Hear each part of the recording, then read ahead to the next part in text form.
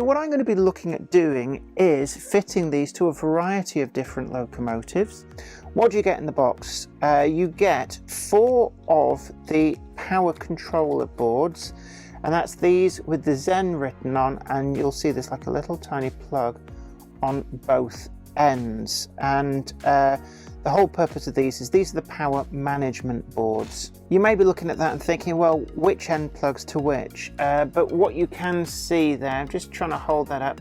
One end is a 2-pin connector and the other end is a 3-pin connector. So you can't really get these the wrong way around. Now the actual Stay Alives themselves, I just picked one out here, that's the 2-wire connector. And then what you'll be needing back to the decoder, the Zen Black decoders have that natively, is the 3-pin plug.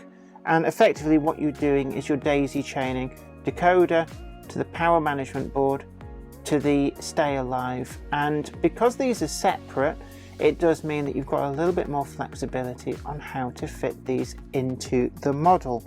Now it comes in this multi-pack with 4 of the power management boards. I've already fitted one to a locomotive, and you get 4 of the Stay Alives, and these are all different sizes. So that's the biggest, and that really is quite a beefy Stay Alive now. So we've got 1, 2, 3, 6 of these super high energy electrolytic capacitors in there. What they're effectively doing is they're supplying a continuous power supply to the decoder even if it loses contact with the track. So for example, going over insel frog points, dirty track, or even if you've got twists in your track, so occasionally you'll get wheels just lift a little bit, lose contact.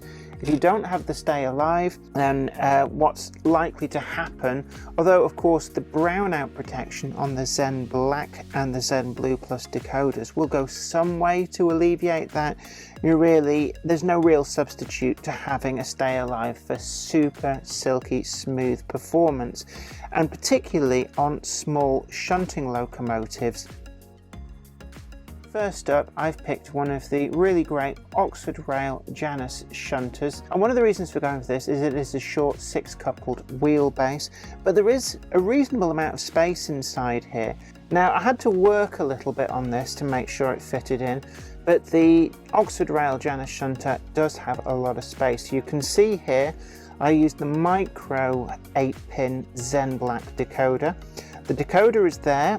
We've got the power management board has been fitted very carefully over here, making full use of the space, and the Stay Alive power pack with the 4 capacitors is fitting into this space at the front there, and that all goes together quite nicely and does still fit underneath the bonnet quite readily.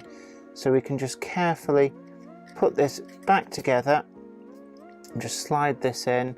We'll do up all those screws and then I'll show you just what kind of an effect this has. So you can see it starts up just fine. It's been sat there for quite some time, so that's running just fine. And of course the best visual check of the Stay Alives is just to pick them up. There's a bit of a tight spot on there. I need to just sort that out, but it does keep running, and I put it back on the rolling road. The next locomotive I want to take a look at fitting is the Hellion 07. Again, small shunting locomotive, really would benefit from a Stay Alive to really just help it through point work and make it much more controllable at slower speeds. As is the case with all of these Hellion 07s, the cab just very carefully just wriggle it, pull it free, and I've already got fitted the Zen Blue Plus decoder. That's in there. The wires are fed through into the cab, so we've already got that plug, and just like last time, there's no soldering whatsoever involved. So I'm sure I can hear a lot of people breathing a sigh of relief. What I want here, pick one of the power management boards. Now you'll see there's 2 pins in there, and this is for the Stay Alive part of the assembly. And make sure you orientate this correctly. There's a little groove inside the plug. Let me just try and show you just there.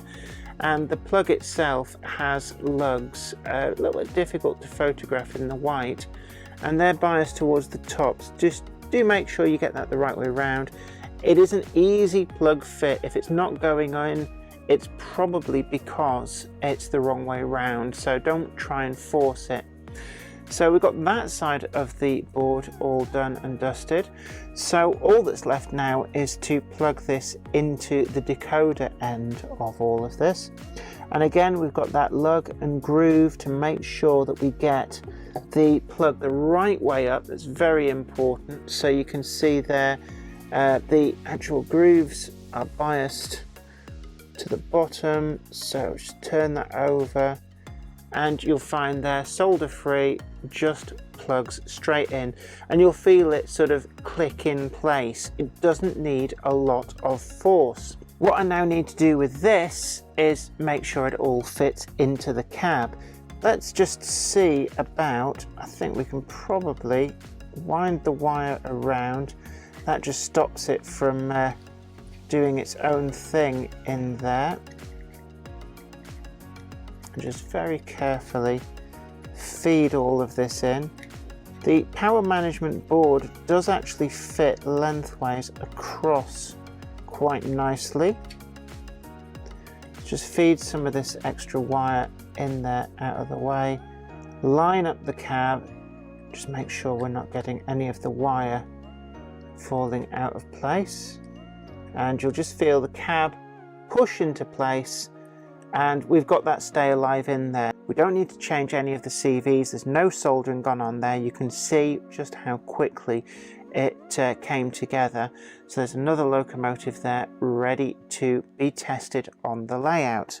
Slow speed performance on the Hellion 07 is pretty nice. This is using the second smallest of the capacitors, and let's see if I can just show you what kind of a run-on time we can get out of this. So it should be fully charged now. I'm going to lift that up, and we're still getting a pretty reasonable run-on time. The next locomotive I'm going to move on to is this Dapol, later on Hornby XL&Y Pug. Now with this, space is very much at a premium. Now I hardwired the decoder in here. We've got the Zen Black 8-pin decoder. That's all wired in, and we've got our plug here. So it's going to be necessary to just go for the smallest here, I think. Click that in place. Now what I'm going to do now is try and just tidy some of this wire out of the way. And of course, it's always very important, especially with a hard wire like this, when you're really starved of space, to test it on the programming track before it goes anywhere near the layout, in case you induce a short. Right, so the control board and the decoder are in.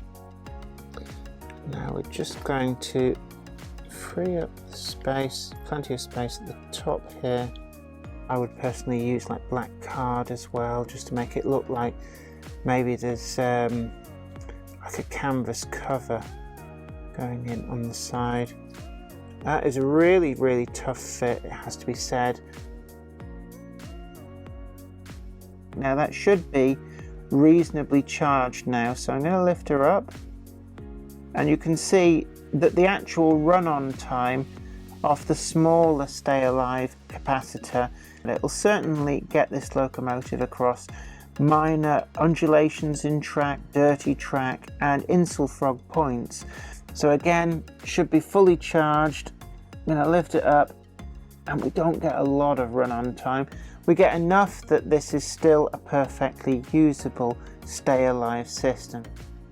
Now the next one that I want to do, this, we're not going to be pushed on space. So I've already got the 21-pin Zen decoder fitted into this locomotive.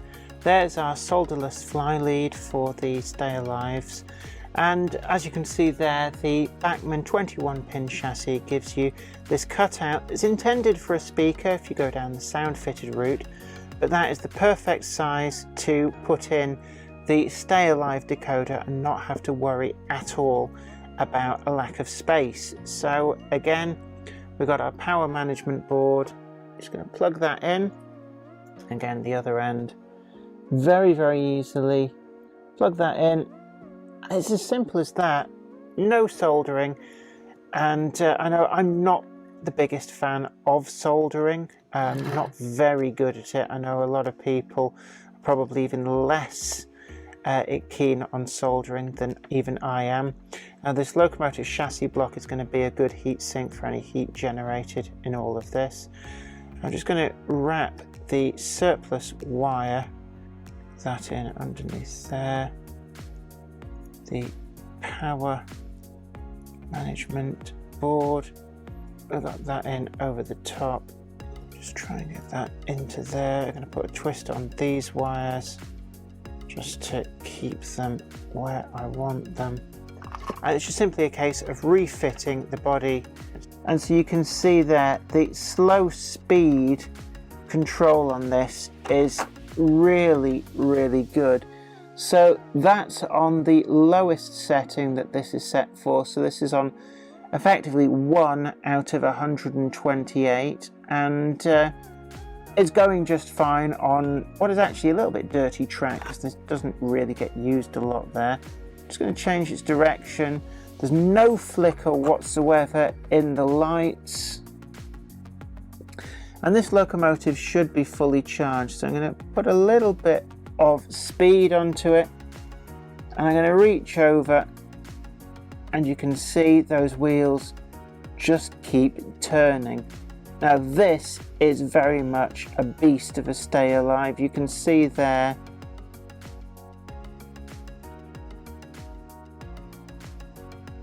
there's a whole variety of different Stay Alives in this multi-pack, from the smallest through to the biggest, which gives you the greatest opportunity to test over your locomotive fleet and decide which sizes you then need to subsequently purchase to fit the rest of your fleet.